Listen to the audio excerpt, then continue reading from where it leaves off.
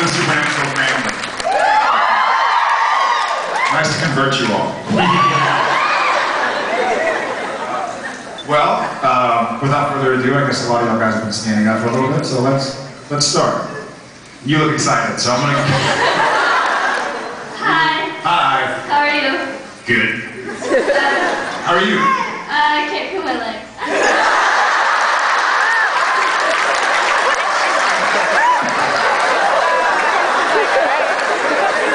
I'm gonna borrow that sometime. Hey Jared, how's it going? Can't feel my legs. I'm sorry. It's okay. I was wondering what your biggest pet peeve is.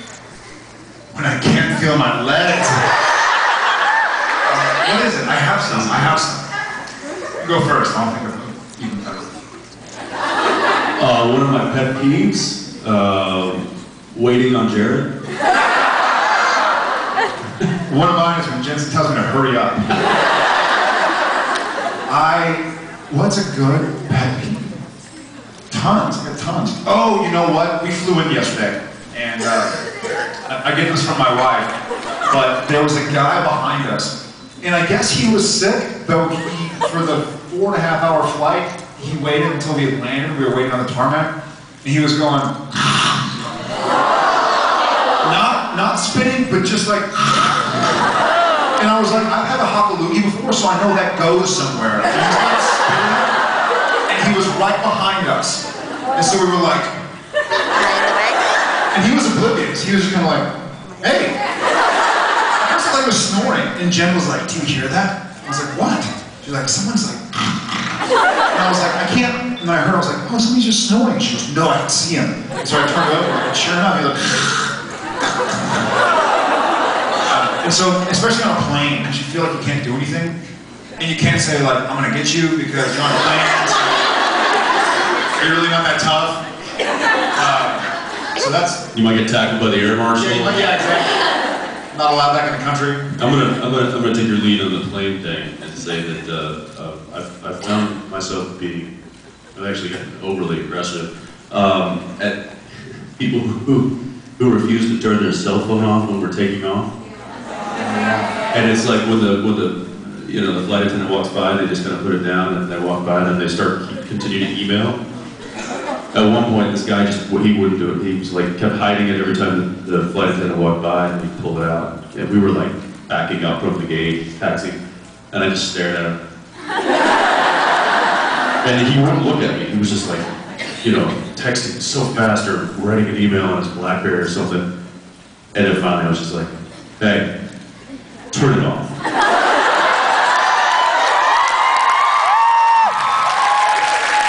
And I was like, put Jensen in Scrabble. It's my move. And he still was like, yeah, I know. And he kept going. And I'm like, I'm not kidding, man. And so finally I was like, okay. And he turned it off. I was gonna beat his ass. Anyway, that annoyed me. The poor guy was probably like, what's his problem? Yeah. He's some businessman. Thank you. Rip his tie off. You're welcome. Now go feel your legs. How are your legs? Here. Hi. Hi. Welcome to Toronto, first of all. Thank you. And my question is for Jensen, but... Oh, come on. You can answer two if you want. No, but you can answer it. In 701, how Dean took Castiel jacket out of the water, what do you think he did with him? I'll tell you.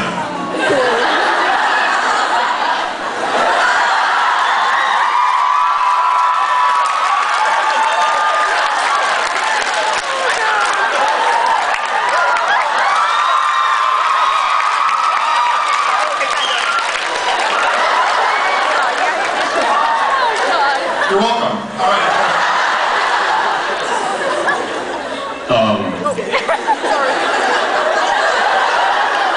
Yeah, he's been using it as a pillow ever since. Or he used it for kindling, one of the two. I'm just kidding. What did Misha do to you guys? So many people are protecting him today. Every time I make fun of Misha, people are like, Yeah, I don't know. We haven't touched on that yet. So to be continued. Still smelling it. Hi. Hi. How are Thanks. you? Hi. I think you're gonna hear how I like 5 times from listening to people, so I'm gonna ignore that I said that. Okay.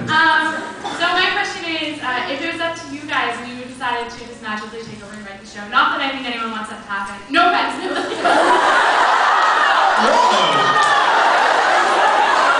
Not that anybody cares. Did this just turn into a supernatural roast?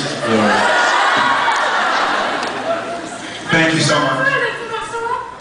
Okay. There's a question in there somewhere, isn't it?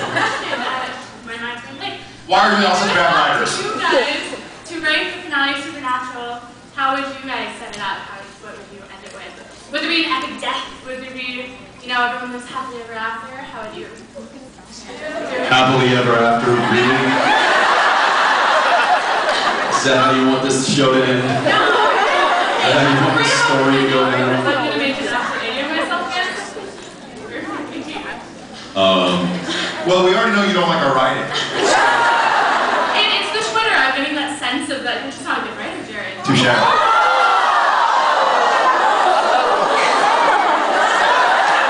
Find your happy place. Yeah, I think probably a big epic death would be my vote. Gotta Who go. would you kill though? Like, we need details. I mean, No, us dying. both of you. Well, you first. As long as I got guests on the show, I think I'd be okay with that. Fine. Just saying. Yeah, they gotta go with bang. They can't live a normal life. They gotta kill them. The only way out is out. Thank you. Thanks. Sorry. Get out of here. Hi, I got a question for Jensen. Sorry, Jared. I'll link the side. Go back over. Okay. Yes, I got a moose. Eat her.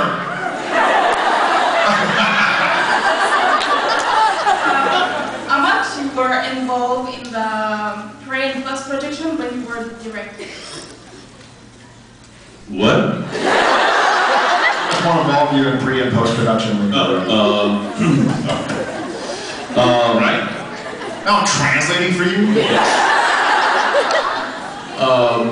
Pre-production, I mean, quite heavily. We spent about 10 days prepping for an episode.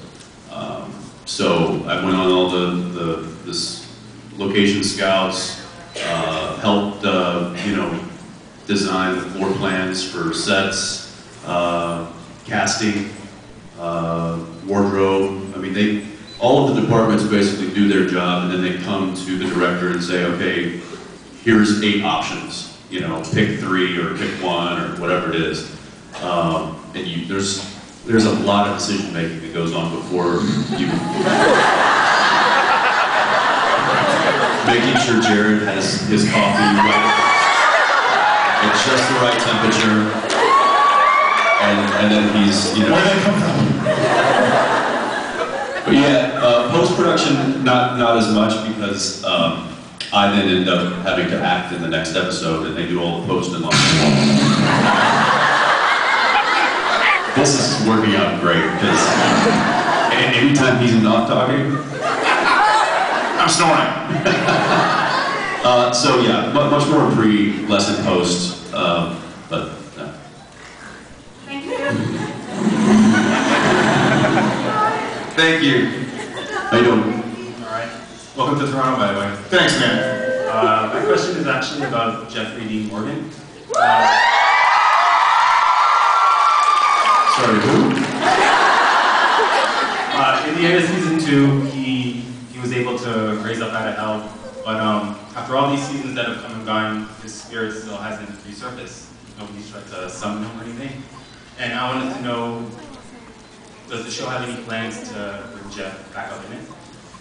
A lot of hopes. Yeah, that's. I think the number one kind of factor in the reason that Dad's spirit hasn't been brought back, Jeff specifically, is because Jeff's a busy guy.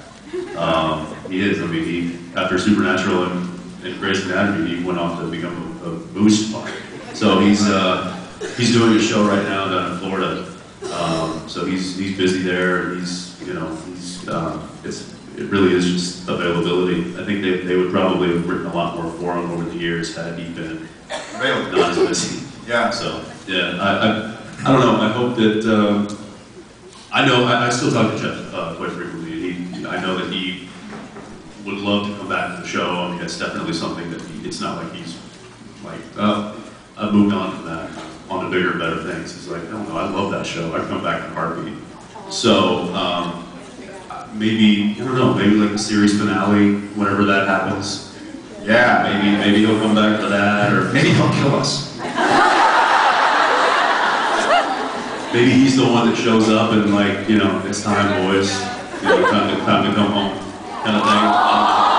All right, come on. So yeah, you know what? You keep your fingers crossed. We'll keep ours crossed. Hopefully he gets back on the show sometime soon. Thanks, man. Thanks. Hi. Hi, this question is more for Jared. Yeah. I like the side again. But it kind of goes for both of you too. Come on, you started so strong. See? In the episode when Sam did end up in the Western time, Sam doesn't really look happy about it. Which time would Sam prefer for both of you two? I guess Sam was kind of just happy in the present. I know Dean was happy. Sam would probably be more like the Renaissance, with the frills. I think the white wig. The doilies. Yeah, that's probably. Bicentennial, like the old George Washington loops. When they wore makeup.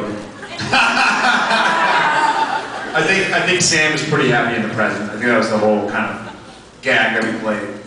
Is that Dean was so excited about going back to the Western, and Sam was seeing it as a job. I mean, I was happy because I got to do a scene with Samuel Cole, which I thought was so cool for the show. But I think Sam's pretty happy with the present. Thanks very much. Thank you very much. Didn't we kill you?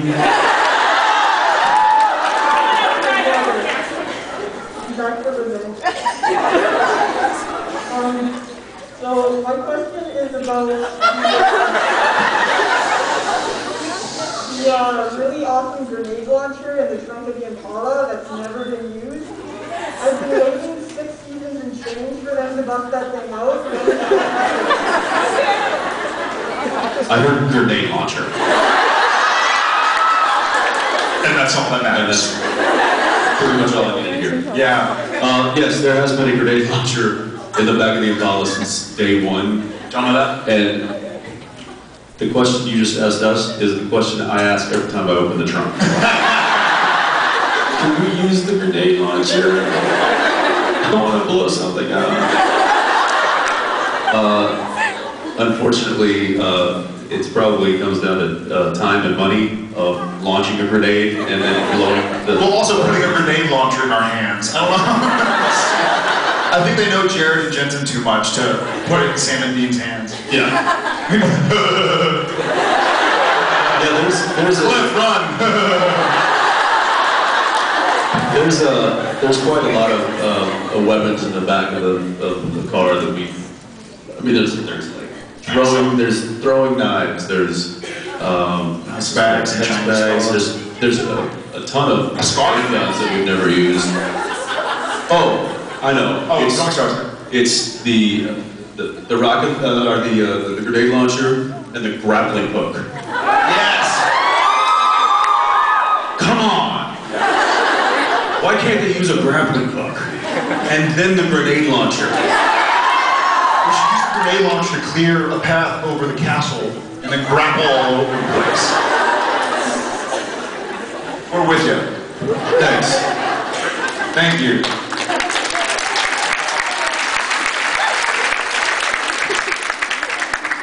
Hi, I'm Cass. I'm the Moose translator. This question's for both of you.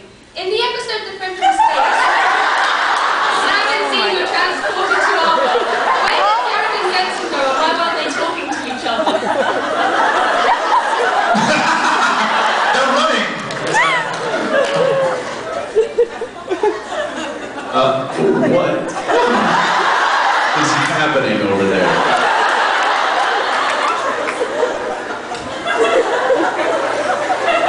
Come again? In the episode The French Mistake.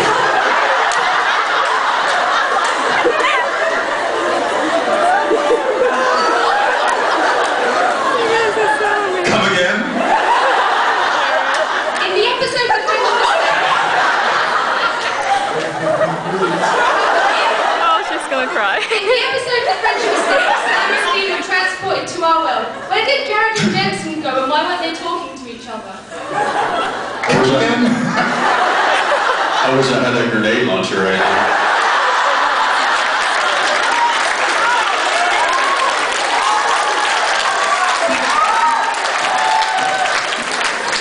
Your most speed is good. Can you yawn?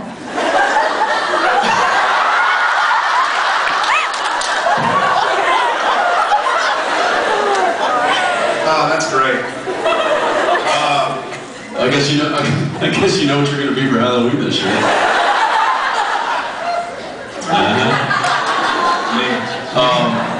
Why were? What? Why? No. I believe I know the Sam and Dean part, or Jared and Jensen part. The reason they said Jared and Jensen weren't talking to each other, that's a notorious thing with TV shows, is usually, I think we're the one that I know of, where the lead cast didn't really hate each other. But classically, you're with each other so much that you end up like not really liking each other. And so I think it was just, we were trying to make fun of the business and stuff like that. There was a show that was a lot of our crew worked on many years ago that had that problem, where the two lead cast just didn't really talk at all. And I think it was almost the fact that does happen, but the fact that that's completely opposite of our show. It was just, we were just poking fun of it. Much like we poke fun of every other show on network television. Thank you. Thank you. Thank you.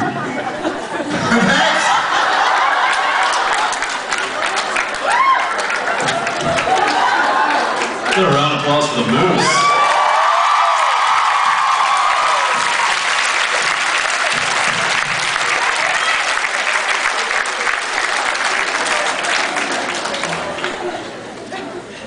All right, back to reality. Hi. You guys are awesome. You're awesome. Do you like being famous? I'll take this one, Jensen. Yeah.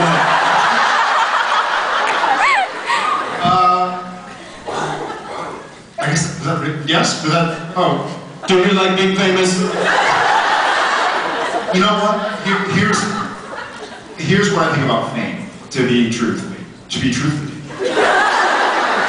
Write that down. Take notes. Initially, I as a person don't like the idea of standing on a crowd, as if I didn't already. But it's really nice to be able to meet a bunch of people who share common interests and hopefully bring awareness to also good ideas. And, like, we were able to go to a wonderful benefit for a charity in town that there's a Steadicam operator whose son was born with a birth defect. And we were able to go and use our work we do for a living and whatever degree of fame we have to bring about awareness of a great cause. And support we've done charities like Dog's Life and St. Jude's and Doctors Without Borders. So the fact that we can use the gift that we've been given to then in turn do for others is really awesome.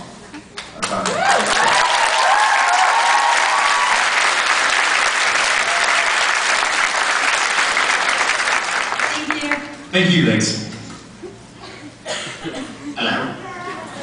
Hi. Hi. Yeah. You want the all looking at you. Have the Moose talk for you. Technically, it's the Moose Funny Rock. That's right. That's right. Yeah. It's the Colin Ford sound. I like it. It's all right. I don't understand the question. You have to speak faster for you. Moose speech. Moose.